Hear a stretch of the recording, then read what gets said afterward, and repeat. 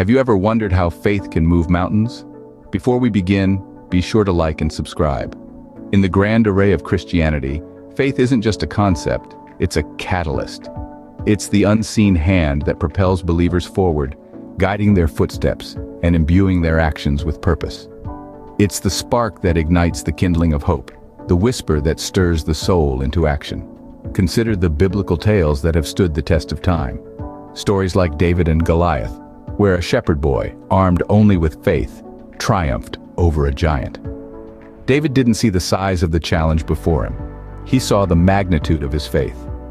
And that faith, that unshakable belief, was his armor and his weapon. These stories aren't just bedtime tales, they are living testaments of the power of faith.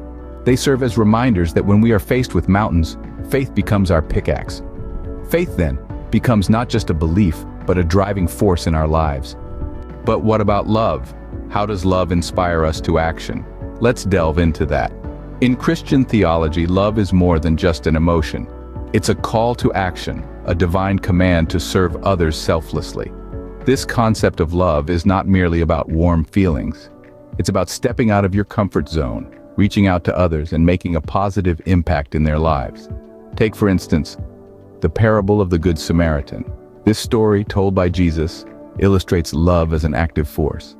A man, beaten and left for dead, is ignored by passers-by until a Samaritan, moved by love, steps in to help.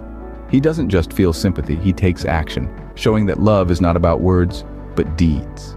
In this way, love becomes more than a feeling. It becomes a mission to uplift, to heal, to serve. This is the power of love as a motivator in the Christian faith. And then there's hope. How does hope keep us moving forward? Just as a beacon shines brightly in the darkness, guiding lost ships to safety, hope serves as a beacon in our lives. In Christian motivation, hope is the promise of eternal life that gives us the strength to endure trials and tribulations. Consider the story of Job, a man who lost everything, his wealth, his health, and his children. Yet even amidst these heart-wrenching circumstances, Job clung to hope.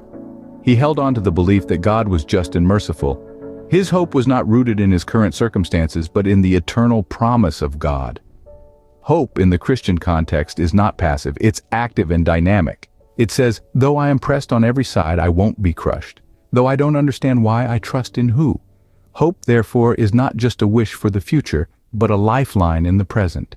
So, how do faith, love, and hope work together to motivate us?